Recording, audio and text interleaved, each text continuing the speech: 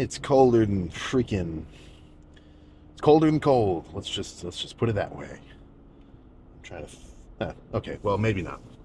30 degrees Fahrenheit. So barely even 0 Celsius. So it's not that cold, but it feels pretty fucking cold to me. So while I wait for the car to heat up, what's the plan? What's the plan of attack? What's the fucking mission? Go nuts. Go nuts. That's the main idea I'm going for. So this back day will be the same as many others in terms of exercise selection. You know, rows and pull downs and pullovers. I can almost guarantee that, um, you know, as being the exercises that I'll end up doing. There's nothing really else for back. But even though it's a relatively simple approach, do a couple sets of rows, do some pull downs, maybe do rows again, maybe do pull downs again, maybe finish off with a set of pullovers. Maybe 9, 10 sets ish for the whole back. Even though it's a relatively simple approach, I don't see anything wrong with it, man. You know, like, what does your back day look like? I see a lot of guys lifts where they have, I think they're just doing a lot of fluff work. They're doing like maybe 5 exercises and maybe 3 sets each, but in those 3 sets, in those 3 sets of each exercise, they're doing kind of a warm-up set, then kind of a moderate set, and then maybe like a top set, and then they move on. So if your workout looks like, incline bench, start with a plate, move up to 185, and then do a set of 225, and then move on to incline dumbbell. Do the 50s, and then the 75s, and then maybe the 80s. And if your workout kind of looks like that, where it's like each movement, you climb the weight, get to a good set, and then move on and drop the weight again. I just don't think it's the best approach. So the way I think about it is, of course, I want to warm up to get warmed up so I can lift the. Oh yeah. I'm still waiting for the hostility to kick in and jolt my ass awake. But in my mind, of course, you've got to warm up, right? Before I do the first set of pull downs or rows or whatever, I'm gonna sit there for a while and make sure I'm, for one thing, just prepared for the load ahead, but also you're gonna be stronger after doing a couple of warm-up sets. Now these warm-up sets are not working sets. I'm not tiring myself out, but I am getting ready to start. But once I'm warm and I do my first set of really heavy rows, then if I move on to pull downs, sure, I might do a feeler rep just to see how it feels. And like you gauge my strength on the movement. But I'm just going to jump straight to my working set. I don't see the point in pyramiding up in between exercises in the same workout. Once you're in your kind of working set mode, I say just stay there and bounce around whatever. So this gym has some pretty good hammer strength machines I like. Oh my goodness. Every time I slam the pre-workout, I always get the hiccups. But yeah, 7 o'clock on a Sunday night. I feel like on the weekends the gyms are much more packed earlier in the day, because people don't have to go to work or school or whatever else. So hopefully it's not too busy. It never is, but in an ideal world, whatever machine I want to jump on is going to be open. But then again, that's an ideal world. We're not accounting for reality. But if you go into a back day and you want to start off on pull downs, but every lat pull down is taken and there's a line for each of them, then don't take that as an L, man. Don't get upset about that. Just take that as, all right, well, I guess we're going to start with rows, or whatever the hell you're going to start with, and just get excited about it. You're not going to have a good lift if the whole time you're like, oh, why are they on the equipment? What the fuck? That's my equipment. That's just fucking stupid. Overcome and adapt. Pick a new machine and just pump your back up to hell. That's all I could say to anybody going into a back day. So let's just park, warm up, and jump on to whatever the first working set is going to be. All right, so this is going to be a bit of an ego-y set. Like this is definitely, I mean, on this machine, I could make use of probably 2.5 plates, like 2 plates and a 25, really squeeze and hold it, and then go back up, really squeeze and hold it, kind of go for more of a burning sensation. But I feel like I've kind of been doing a lot of those styles of set for the last few back days, for the last few lifts in general. So today I kind of want to change it up and maybe start off with more of just a, let's just say, overall fatiguing back day, move around a ton of weight, do some damage, and then focus more so on some squeezing sets at the end of the lift, just to kind of finish off the pump. That's sort of where my head's at today. But, you know, should be a couple of legit reps in the beginning, and then some partials as I get more and more exhausted in the set. And then I'm going to drop the weight right after this. Next set is only going to be 4.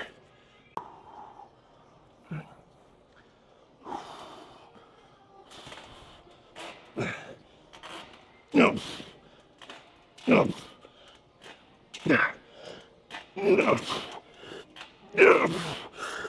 No.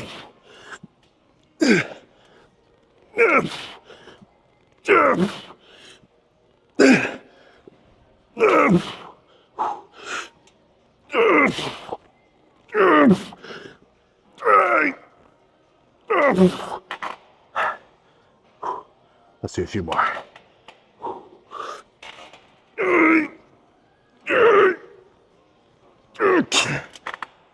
Okay. As nasty as you may think those reps looked, they felt fucking sweet. I can feel my lats firing all the way from my armpits to my lower back where they tie in. But let's drop a plate and repeat.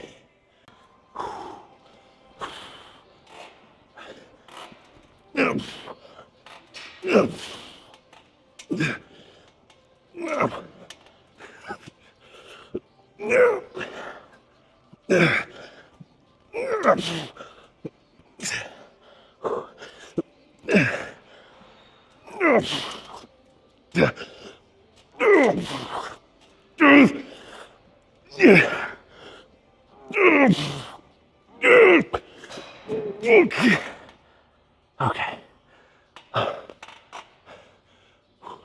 This movement feels pretty good. I think let's run it back 2 more times. Same weight.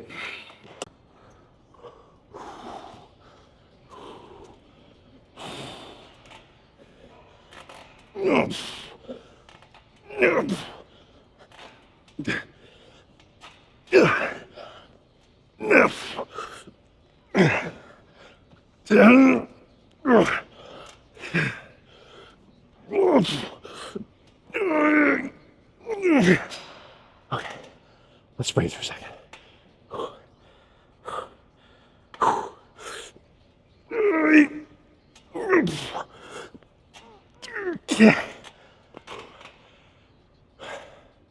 One more. My lats are already on fucking fire.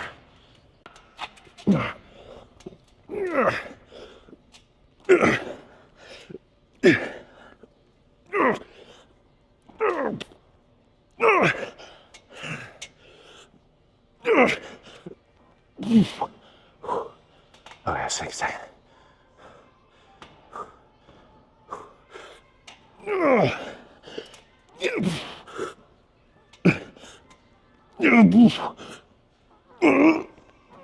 Okay. That's enough of this. Let's move on to pull downs, I think. All right, so with these pull downs, well, before I even talk about the set, this has got to be at least up there with my favorite pull down handle. I kind of feel like straight bar, like I like it, it's good, but something about this sort of wide grip neutral bar, I can really feel my lats firing. But I tried the whole stack for 1 rep, a little too much. So instead of 260, let's just do 200. And then similar style. I'm not gonna go super slow and squeeze. I'm gonna try to, you know, really burn out. And one thing people were saying in the last video, the chest day, or the main lift was just the hammer strength chest press. And I'm sitting there busting reps out. A lot of comments, where's the time under tension? Which, I mean, you're not wrong, but honestly, I feel like half those comments are just buzzword phrases. So what the fuck is time under tension, man? Come on, do a good set. Maybe 8 reps minimum, upwards of 20. If it's really hard and you hit failure, I don't care what kind of reps you're doing. If they're nasty, if they're really slow and controlled, you should know if you did a good set. If you push yourself, if you're fatigued, and if you're building up to a pump at the end of your workout. That's what you should be really looking for in your exercise, let's just say style, you know. But again, that's up to you to find out. That's not for me to say. I'm not your coach. I'm just a guy lifting and I happen to record it.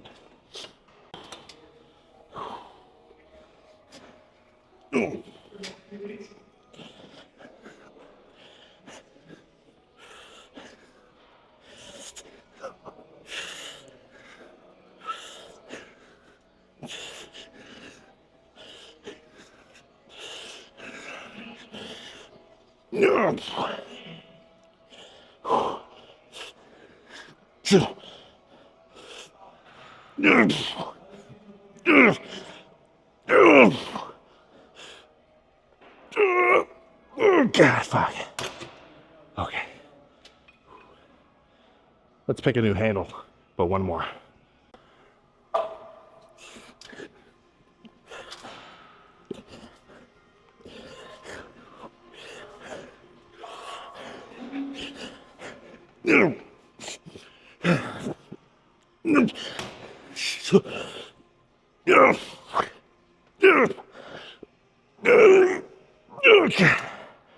Okay.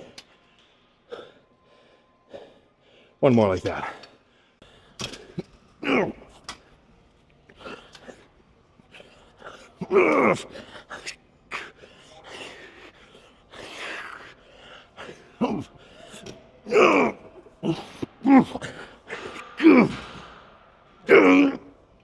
Okay, fine.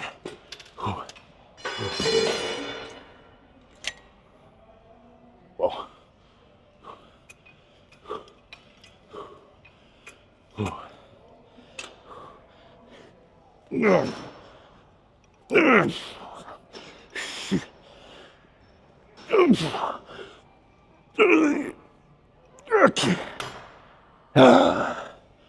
Oh my gosh. Okay. We're approaching the end. I'm not sure what I want to get going next though. Let's just take a few minutes and find out. All right, 3 plates in a 25. So far, all the movements I've done were kind of lat, low, mid-back biased. So this one, let's get a little more upper back. So, I mean, you got to remember, any kind of rowing movement, you can work a lot of lats. Like if you're sitting on a seated cable row, as long as you have your elbows kind of low, tucked into your sides, you can still be hitting like fucking primarily lats and, you know, kind of relax your traps. Maybe not relax, but, you know, they could be doing a little bit less work. But since I've done so much lat work so far, with these sets, I'm really going to focus on maybe flaring my elbows out a little bit and trying to pull my shoulder blades together behind my upper back and get some trap action.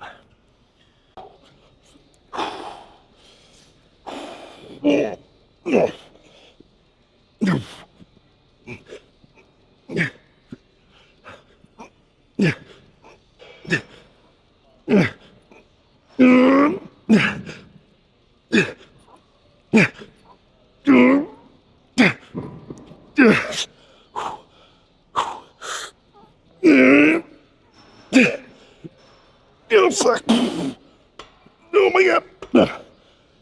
Oh shit. One more. One thing I notice sometimes with doing these sorts of rows is not only do my upper traps kind of get worked, I can feel like the back of my neck is also getting a little bit fatigued just from doing like such a shrug. But one more. Oh.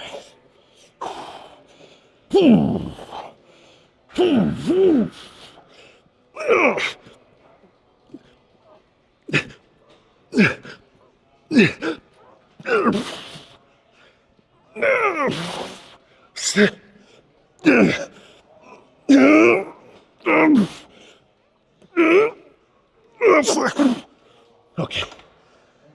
Okay. Let's do a set of pullovers, and then we're fucking done. All right. Now the plan here, really just fucking burn out. Honestly, I'm not even aiming for damage per se in my mind. It's just that I know after doing like maybe 3 or 4 back and forths, 5 reps of pullovers on the right side, 5 on the left, 5 on the right, back and forth. By the time I do one of these, my lats will be fully pumped, and I'll just feel a little extra cool during the pump check. Maybe I'll get a little bit of extra fascial stretch training, if you know what I'm talking about.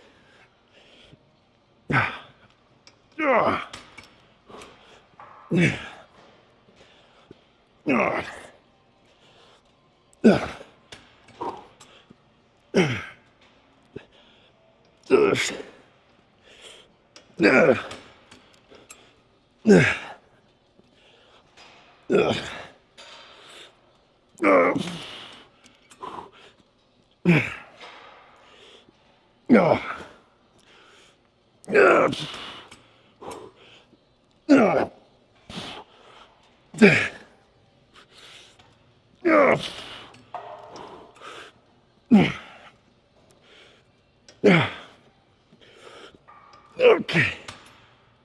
Holy shit. So, this may be, oh my goodness, this may be consequence of just being a big ass dude, but these pullovers feel very cool because honestly, part of the reason that I can't pull my arm any lower is because my fucking buys, my tries, my upper arm is literally running into my lats and there's just nowhere for it to go. So it's almost like doing a chest press or maybe like a cable chest press. Just follow me here, where you're kind of going at an angle like this, single-sided, and the only reason that you can't push any further is because your pec is as contracted as it can get. It can't go any more than that. So something about really squeezing hard, or really squeezing hard down here, big stretch, squeeze. I mean, I feel like I'm just wrecking my lats. So let's go pose down. I can already tell I'm gonna be quite satisfied with what I'm looking at. And then I'll probably stop at the Chipotle next door and get a bunch of steak tacos. Okay, so how many sets was that? It was definitely a few. It was like 4 of the machine row, 3 pull downs, so we're getting up into 7. 2 sets of 10 sets. I like that. Let's see if, well, actually, not let's see. I know I'm fucking pumped to hell, but let's just check it out. So, do I stand behind those kind of nasty reps? Because, I mean, look, based on classic convention of, oh, do your reps slow and controlled. You know, don't muscle it, don't swing it around. Look, man, no matter what, I think if you could feel the burning sensation and the fatigue and just everything that I was feeling in my lats during all those sets, I don't think you'd have that opinion. But again, your training is yours and my training is mine. You know, as long as you get huge, I couldn't give a fuck what kind of training you do. That's fucking badass.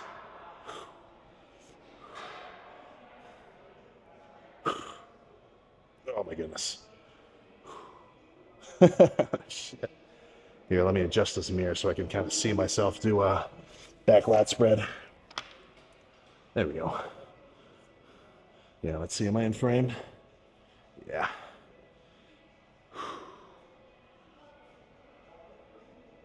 Oh. Holy shit. Dude, I can fucking see my traps. Okay. This was a good back day.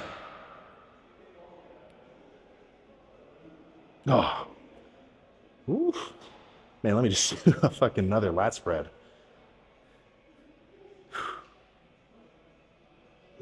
Oh my goodness. I mean, love it. Absolutely love it.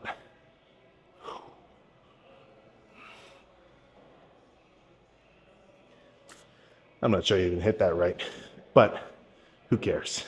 Back pumped to shit. I feel like I did some pretty solid ass work, and I know for a fact, 100%, when I go home and eat and sleep, I'm gonna be putting mass on my fucking lats and my traps. So one thing why I don't do much direct trap work is, I mean, just fucking look at me. Even with just enough trap activation from those T-bar rows I was doing, they're just overpowering my shoulders, which are already kind of fucking big enough for my frame itself. So I don't think I really need to be sitting here doing too many heavy shrugs just because I think my traps are big enough. But then again, that's counterintuitive to my primary thought process, which is big enough is never a fucking state of being. But let's get in the car and skedaddle. Okay. Chipotle order has been obtained. Not really a bowl guy, not really a burrito guy. My classic is, well, sometimes 6, but I usually try to get 9 soft tacos with white rice, steak, cheese, queso. Now, in terms of the calories, it's a little bit of guesswork. In a bulking context, I usually try to underestimate the calories in a meal than overestimate, because if I'm trying to gain weight, I'd rather eat 1,000 calories and track that I only ate, 600, than say that I ate 1,000 and really only ate 600. If you get what I'm saying there, right? I'd rather eat too much than not enough, and that should be your mentality when it comes to bulking. At least if you want to put on some serious contractile tissue. But really good fucking back day. Very brutish, very. I mean, some of those reps, you would definitely say fucking sloppy. But I tell you what, they fucking felt sweet to me, right? My fucking lats were on fire from those hammer strength rows I was doing in the beginning. And then, same thing with probably an extra stretch doing those neutral grip pull downs, pullovers, perfect finisher. And then those T-bar rows were just really fatiguing. Like, look, I could do a set of T-bar rows with just 2 45-pound plates instead of the 3 and then 225s that I did on that heaviest set. And I could really go slow, squeeze it, control it, put it back down. But that's a good set. I'm not knocking that. But something about just the overall fucking fatigue and, well, just stimulus that I get from doing kind of heavier, nasty sets like that, I just fucking like it. And I cannot stress the benefits that you'll get from being able to, justify whatever training style that you're doing with, tangible results. And of course, I said that in kind of a fancy way, but really all I'm trying to say is if you try a couple of different training styles and you do them for a few months, so you actually can see if you're making any gains from it or not, and once you become a little bit well versed, you should be able to realize what sort of workouts your body responds to. And maybe not even what your body responds to, but the kind of workouts where you can push yourself the hardest. You know what I'm saying? Because if you're doing a workout which you fucking hate, you don't like the style of it, you're doing too many light sets and squeezing, you're not really getting into it, then you're just going to have bad lifts all around. No matter what kind of lifts you do, as long as you go hard and you're fatigued and you're pumped at the end of it, I think you're definitely on the green. You're definitely making progress, or at least you're taking a good step towards taking progress. Of course, you got to match it with your diet and your recovery too. But okay, there's more than one way to lift a dumbbell. I tell you what. And if whatever way you're doing it is giving you bigger muscles, then guess what? it's working, right? So the only problem that I see in anyone's training is if they're not progressing, you know? Not I'm not even getting into like the abstract, like, well, what kind of rep schemes are you doing? What kind of movements are you doing? What kind of oh, you like flat bench instead of incline bench? Ooh, I don't know if I would do that. Like not even getting into such rudimentary shit as that. Or like, what's your split? Oh, well, that's like it's are you are you fucking working hard? Are you growing? Are you making any strength gains? Are you the exact same lifter you were 6 months ago? Because if that's the case, then you need to change something. And that doesn't mean you need to change your split or your volume or your sets. For the most part, I think it just means you need to change your intensity. So I'm not saying that when I do sets where I'm using like very lightweight and I'm really squeezing, I'm not saying I don't like those or that I don't think those are going to get me results. I do like them. I do throw them in every so often. But I am saying that if you do a fucking shitty set, whether you're doing a weight which you have to swing a little bit for and use some body English, or if you're really controlling it, if you leave 10 reps in the tank and you expect to grow your lats, then something in your mind is off kilter and you need to have a small reality check. So, what I'm really trying to say is, as a beginner, of course, stick to the basic styles. Look up a Jeff Nippard chest workout, right? A lot of the heavy work, a lot of the actual deep thought and like training, um, well, routines and programs, a lot of the basics we already know. Everybody knows the basics, right? You're probably going to want to hit every body part about twice a week, right? So if you're doing a push pull legs, rest day, perfect. Nothing wrong with that. You're definitely going to be able to make gains. Now, how much volume should you do? Well, it gets a little tricky, but let's say for each body part, if you do about maybe 8 sets, 12 sets, and they're hard sets, and I'm not saying you can't do more, or I'm not saying you can't do more and you can't do less. I'm just saying around that range. If somebody told me that they did 30 sets for a chest day, I'd be kind of curious as to why they were doing that, what their thought process was. Because by the time I finished about 10 sets on any body part, and if they were hard sets, I think I'm fully pumped and I'm about done. But around that volume range, 8 to 12, that's pretty normal. And I'm not saying that's absolutely correct. I'm just saying that's like what I would think is, reasonable. And, as a fucking, you know, gym rat, fucking obsessed lifter, I think I hold at least a little bit of, what's the word? Maybe credibility, right? You got to think. It's probably not the worst idea to listen to dudes who have been doing this shit for years. But so if you're doing a push pull leg split, each muscle group, each workout, maybe 8 to 12 sets. So your legs would be like maybe 8 sets of hamstrings. Quads would be maybe 8 sets of quads. Maybe some pressing, some leg extensions, some squats, however many it takes to add up to 8. Right around there would be good. You're getting your gram per pound of body weight of protein in. Uh, you're eating in a moderate surplus, or even just maintenance, and you're going for that main gaining build. Whatever. That's sweet. That's all cool. You don't really need anything fancier than that. That will work. But what's going to differentiate you from the guy who is fucking way bigger than you after training for a pretty similar amount of time, I'd say is mainly going to be the training intensity, as long as all other factors are the same. You know, the guy who goes in the gym and really fucking hits these weights like a freak. I mean, I'm not saying it's a 1-to-1 ratio, but train like a beast. You're probably going to look like a beast eventually. Train like a sheep. I think you know what happens.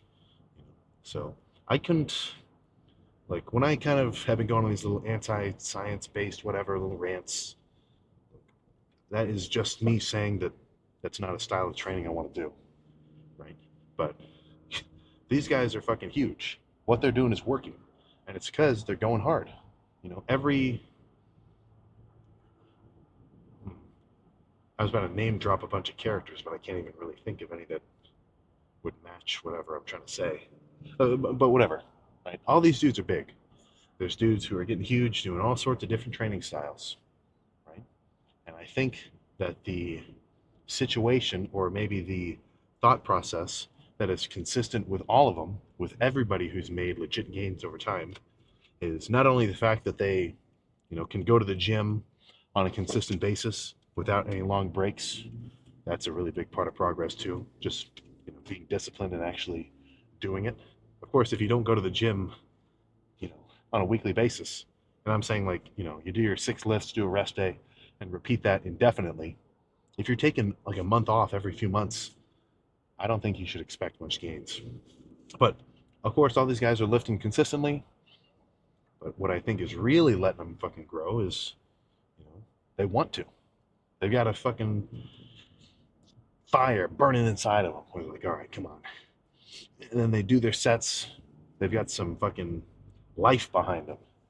They're enjoying what they're doing and they're going hard. So that's what I really want to kind of emphasize. If I look around the gym and I see some characters just doing some, I mean, not bullshit. If you're in the gym, you're definitely fucking ahead of the game compared to most people. But if you're doing some scrappy sets, you're not really pushing it. I mean, come on. That should be disappointing. I'm not saying I'm a fucking perfect lifter. Do not ever quote me on saying something like that. I still have sets where I know I left some shit in the tank. And I'm like, oh, geez, that was fucking trash. Typically, it's the first set of my workout. I think it was my last leg day where I did a set of leg extensions. And the first set, after I finished it, I was like, well, I don't think I said it until I sat down for the next set. But I finished that set of leg extensions. And it was the first set. I'm like, I didn't even really push it. The weight was a little too light. I kind of could tell I sort of gave up a little bit. That was fucking stupid. I didn't even count that one. Right? So sometimes that'll still happen to me. But if you can readjust and say, what the fuck was that? Come on, let's get fucking real. And then proceed to do a nasty ass workout afterwards. Guess what, man? I'm no psychic. Look, I do not have a crystal ball sitting on my lap. But I can tell you, muscle growth is in your future if you push it. So take with that what you will. Right? All I'm really trying to say in a concluding statement is the guys who really push hard, they're going to get results, and the guys who don't won't. I think we all understand this, but you really got to internalize that. So don't think about making too many fancy nuanced changes. Don't go around thinking like, oh, if I just do a different chest workout, then my chest will start to grow. Or if I change my split, then I'll start making results. Come on. Effort is the number one driver. And I can say that with 1,000,000,000% certainty. So plan for tomorrow, cardio in the morning, a whole day of classes, and then arms in the evening. Arms in the evening. Which I know is going to be a nasty day.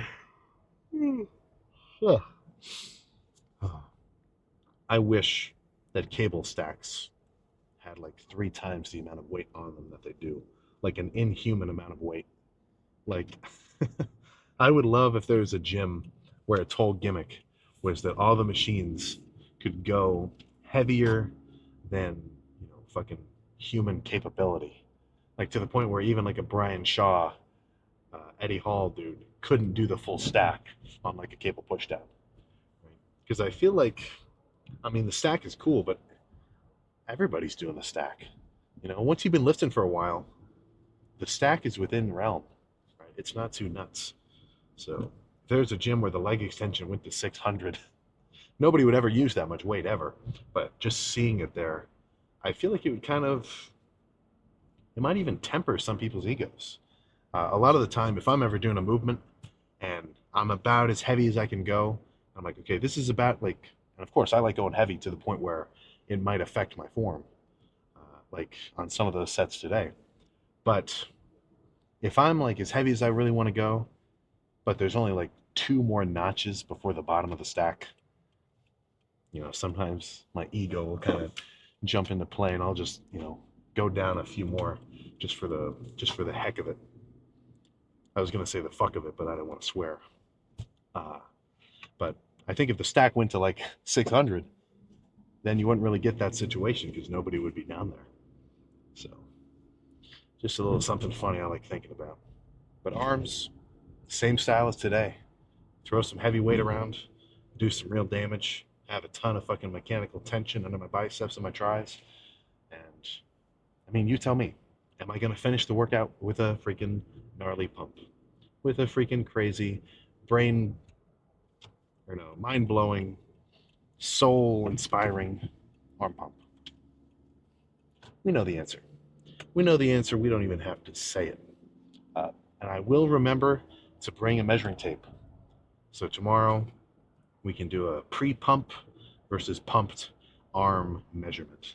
So before I even go to the gym, I'll do a little flex, tape measure around, and then once I'm fully pumped at the end of the workout, same thing, and then see what kind of size change there is. There is, and a really good arm pump, you could probably put about, I don't know, an inch on the arms, unpumped to pumped. I'm not so sure that's going to happen. That's a big ass difference, but usually half an inch, maybe 3/4 inch, maybe. I could see that. So, arm measurement just by guessing, I think tomorrow cold will be at, I'm not even exactly sure. Definitely in the 19s, maybe 19 and a half. I wouldn't mind 19 and a half. Of course, I'd love 20, but I'm not sure I'm at 20 inches cold yet. But pumped, I think we're getting close to the 20 range. 20-inch arms, that is a big ass number. But then again, you got to remember this is bulked up and pumped. So 20-inch arms, fully bulked and pumped, that's pretty cool. But 20-inch arms dieted down and cold, like that is a really fucking big hunk of meat hanging off the shoulders. So just something to take into account. You got to remember there is a size discrepancy when it comes to bulking, which is not real. You know, when I'm bulking up versus when I'm cutting down, like right now I'm 250. I think tomorrow morning I think I'm going to be about 256. Of course, I'll add it in the description, and we can actually have a real number. But bulking up, mid 250s, 255, let's just say. And then before I started this bulk and I was dieted down, I think it was about 230, maybe in the 235s or so. So I'm 20 pounds heavier over the course of like 3 months, but I'm not 20 pounds of muscle heavier. I'm not just 20 pounds of like beef heavier. Because some of that weight is coming from body fat. I have a bit more body fat on my frame now. And another good chunk of that change is just intramuscular water and carbs. Just from being full of water and fully hydrated and having all your muscles actually full of carbs from eating in a surplus, you're going to be heavier. And not just because your muscles are now, they've suddenly grown, they've kind of just inflated in a way. So I would honestly even say right now, I can't even really say for sure how much muscle I've actually gained so far. Really, how I kind of gauge that is when I look at my weight when I've dieted down. Right after my first bulk, I think I dieted down and I was at about 210 or so, so 210 lean, and then as of late, like on the last diet, I was more like 230 something lean.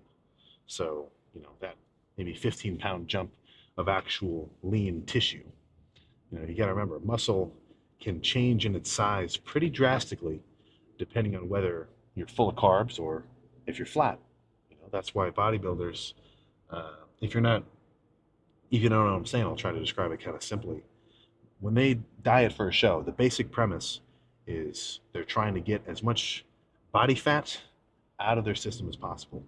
So in the process of doing that, their carbs are very low, right? They're in a deficit. So their muscles are very flat. They're not full of glycogen, right? That sugar water that really makes you fucking pumped up. So the night before, or like, a few days before Chris Bumstead walks on the Olympia stage, he's looking kind of flat. Now, of course, he's fucking huge, so he's still huge. but his muscles are literally a little bit more shrunk than they were when he was on stage actually posing. Because in the time frame of like the night before and actually doing the show where he goes up on stage, right, he was able to fill up his muscles with, some carbs, be carved up, be nice and full, but still lean from being dieted down, and then do a couple of poses and take home the trophy, take home the title. So that's all I'm trying to say there. Uh, Not really a point to that. I'm just kind of talking about carbs. But 9 steak tacos are going to probably disappear over the next hour. I've got a couple of Gatorades that I bought on my way home from cardio this morning at the gas station. So I'm excited. Now I just get to go home, chill, and I need a show, man. Fuck. Maybe I got to get back into EPO. Don't worry, I'm like 50 episodes in or something. I just got a little bored of it for a second. I need something. I know some. I haven't really noticed this myself. Whenever I'm eating anything, I always, I need to fucking watch something, or else I'm just getting bored. And that's probably to do with my just dopamine dependence of, being a phone addict. But I remember hearing a clip of Larry Wheels. He's talking about how when he's really bulking up, he doesn't want to watch. And I don't know if maybe he was just saying this during this one particular bulk that he was doing for this powerlifting meet. But he's like, I don't want to watch anything. I just want to focus just on the food. Because if I'm watching a show, I'll get distracted and I won't finish eating. Which I get the sentiment there, but I need something to fucking watch, man. I might have to start Game of Thrones.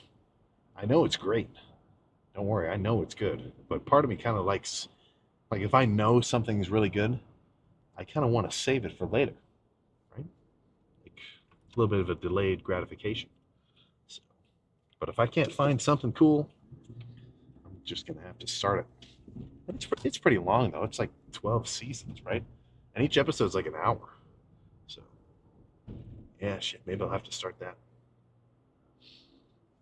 I'll find something. But that's all I got. Arms tomorrow.